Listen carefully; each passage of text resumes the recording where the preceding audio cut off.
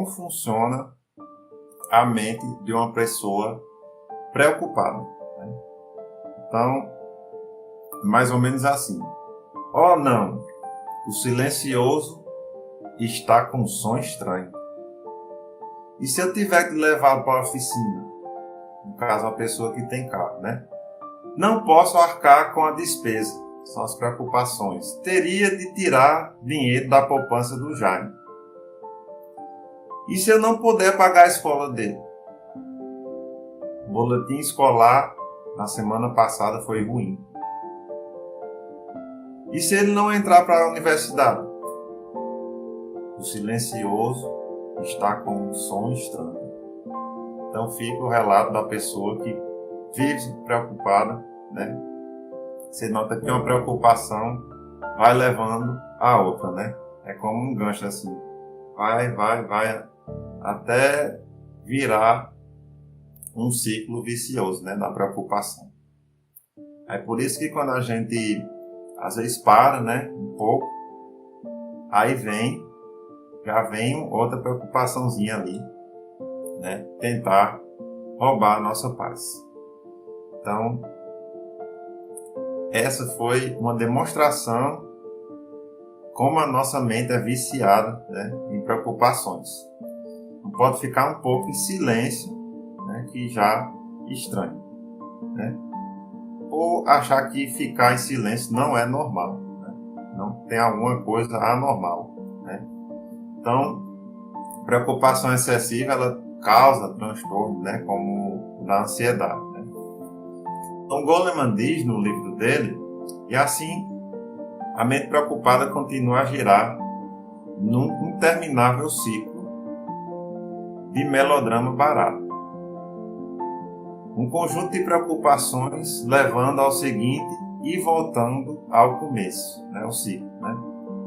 O exemplo que ele acabou de dar, agora que eu passei, né, no livro, é apresentado por Elizabeth Roamer e Thomas Borkovec, que são dois psicólogos da Universidade da Pensilvânia, certo? Que eles fizeram uma pesquisa, né, bem aprofundada sobre preocupação, que é o núcleo de toda a ansiedade, né, como eles dizem.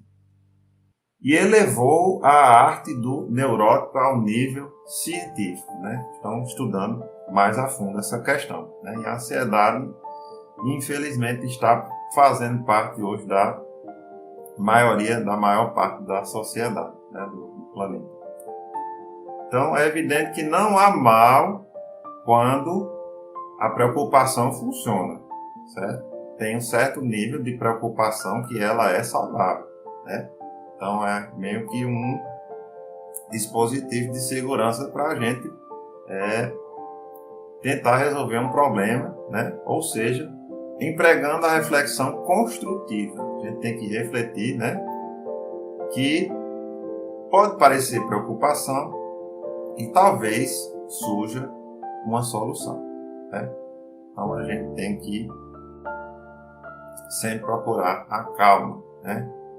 Então, preocupação é uma coisa normal, mas é o exagero, né, que é ruim para a gente, né? O excesso, né? Tudo em excesso é veneno, como diz a frase, né? Então, na verdade, a reação que se esconde sobre a preocupação é a vigilância para detectar perigos potenciais. O que, sem sombra de dúvida, tem sido essencial para a sobrevivência no curso da evolução, né? Se não fosse isso, né, a gente não ia ter tanta longevidade, né? Então, quando o medo dispara o cérebro emocional, parte da ansiedade resultante fixa a atenção na ameaça direta. Ele fica focado ali na ameaça, né? Forçando a mente a obcecar-se sobre como tratá-la e ignorar tudo mais que ocorra no momento, né? A gente fica focado ali, não presta atenção mais em nada, né?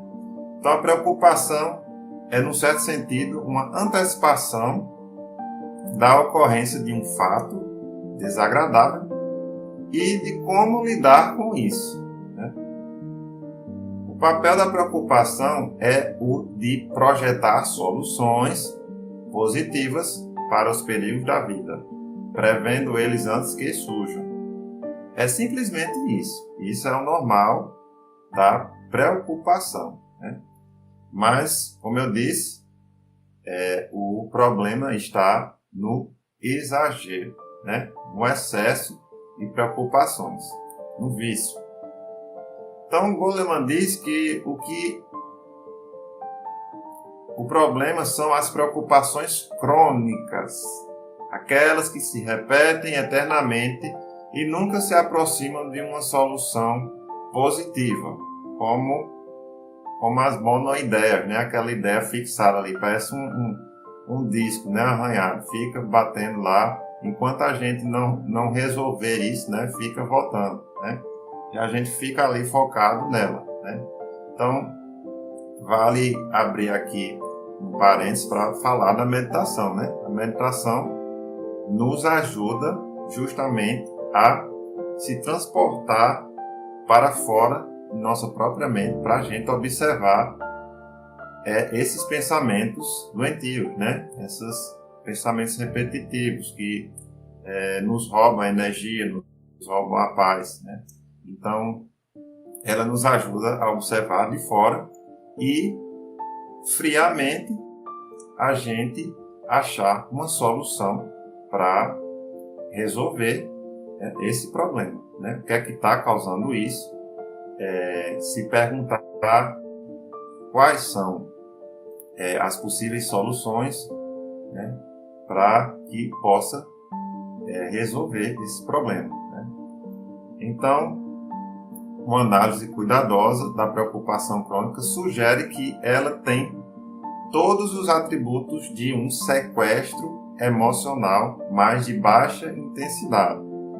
O sequestro emocional é quando acontece alguma coisa de repente na nossa vida, né, difícil, e a gente não consegue raciocinar numa solução ali imediata, né? Então a gente costuma dizer, é como se tivesse ficado cego, né? Não tem solução ali na hora, né? É aí que mora o perigo, né? Mas as preocupações parecem surgir do nada, né? São incontroláveis, geram um rumor constante de ansiedade e são imunes à razão e prendem aquele que se preocupa numa única e inflexível visão do tema que o preocupa. Fica focado ali, se preocupando só com aquela coisa, né? A pessoa fica presa ali na preocupação sem se dar chance de raciocinar para achar uma solução possível. E Deus, né, nunca deixa a gente passar por problema que não tenha solução. Todo problema tem solução, absolutamente, né? Então, Goleman diz que quando esse mesmo ciclo de preocupação se intensifica e persiste, beira o limite dos sequestros neurais completos.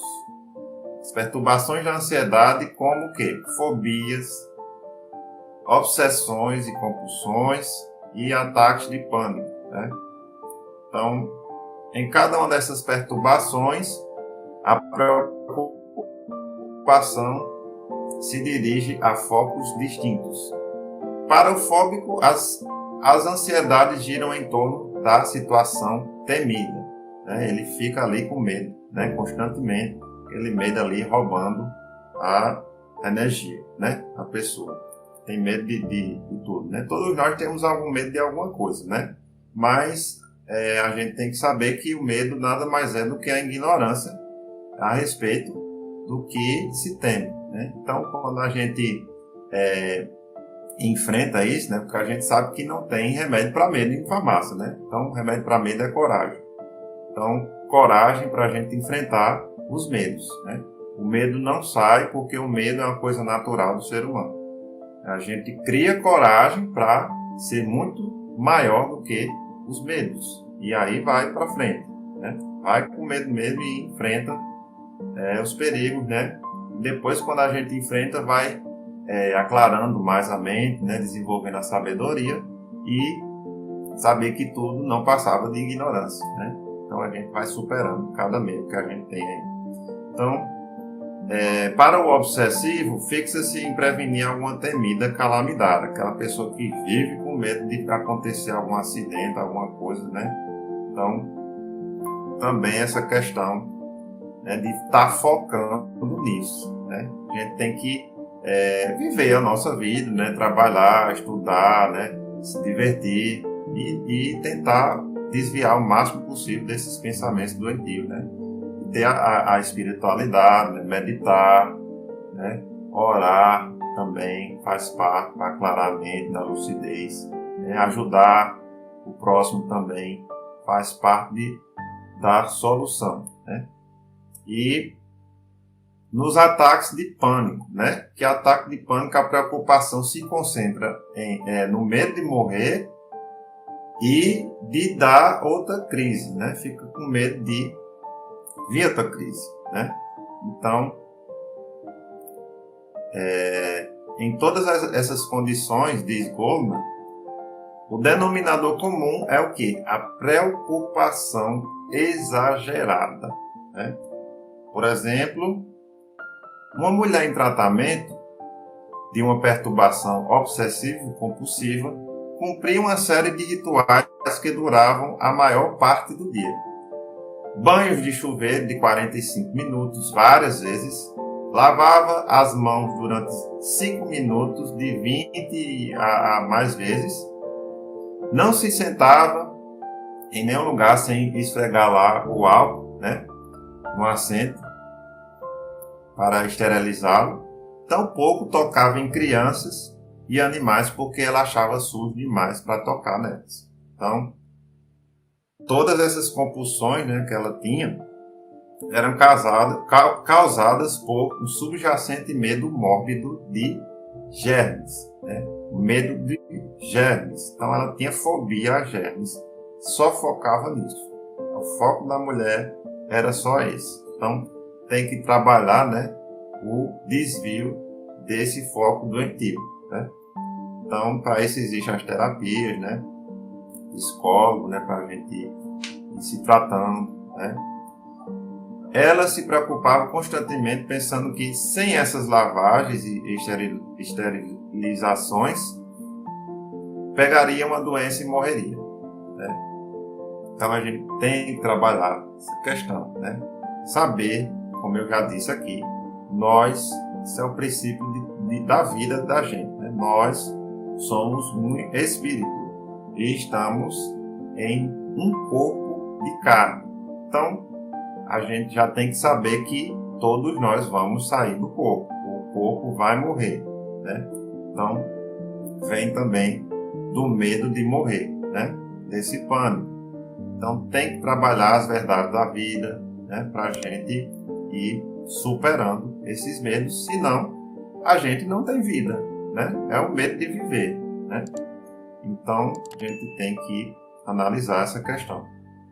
Sei que para muitas pessoas é muito difícil, né? Mas, como eu disse, Deus não deixa a gente passar por nenhum problema que não tenha solução.